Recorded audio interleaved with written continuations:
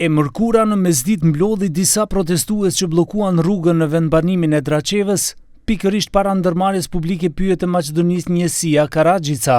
Ata shprehen revoltën që tani e një muaj e gjysmë mbeten në rrugët pothuajse të pakalueshme për disa fshatra kodrinor në periferi të Shkupit, pasi që drujt e prerë për skaj rrugës nuk janë pastruar nga ky autoritet kompetent. Banorët thanë se kjo ju vështirëson lëvizjen dhe se ju ka dëmtuar edhe rrugën e fshatrave nga makineritë e rënda, që tani veturat me zi kalojnë.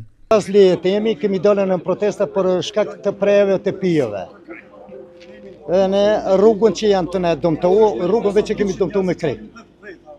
Kemi shumë probleme, po këta probleme së nisjerën pak më shkurtipina, se pijet ne kemi me dokumentet tona, vajnë ne presin në vend tonë. Përpara kemi pas në drejtor tome, ka një Zlate, ka një Ilia, ato vajshin me skica në vend. Këtë që to mas prej, një dru nuk në u ka preje. Që tash ki drejtor që ka ardhën, thot ja këtë rëma, vendet tona thot janë rëma. Никои тука компании не знам дали Караджица, дали која е, оставање на гранки на патот, не чистење на патот. Тешки товарни возила кои што го штутуваат патот, се работи за луѓе кои што на некои си да не претерам 40 км од Скопје да немаат комуникација со цивилизација. Значи прво немаме телефонска мрежа горе.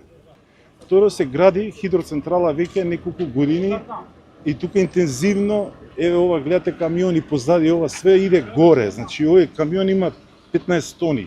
Protestuesit i vizitoi edhe kryetari i komunës së Studeniqanit e Jupa Bazi, i cili tha se do të alarmojë që rrugët të pastrohen në afat sa më të shpejt dhe se prerjet e radhës të jenë të kontrolluara pa dëme.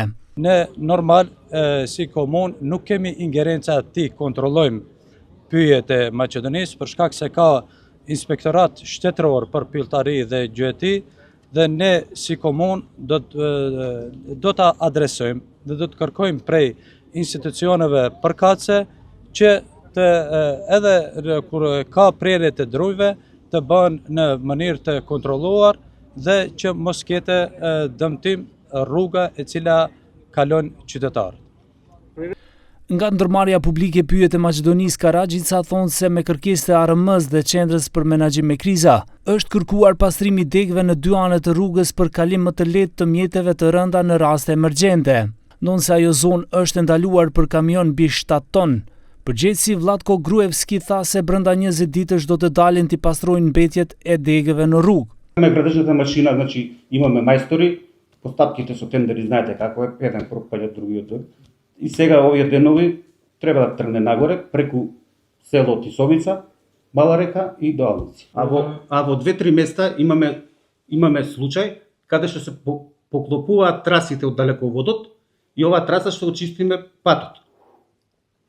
Зашто една под друга поминуваат. И по налог на Евана беше побарано да се очисти таа траса. Уствари Евана ги соборија стеблата, наше беше да ги доработиме, да ги извлечеме. Pas bllokimit të rrugës për një orë, protestuesit u shpërndan, por banorët thonë se nuk do të heqin dorë nga kërkesat e tyre, derisa të gëzojnë të drejtën për lëvizje të lirë dhe të sigurt.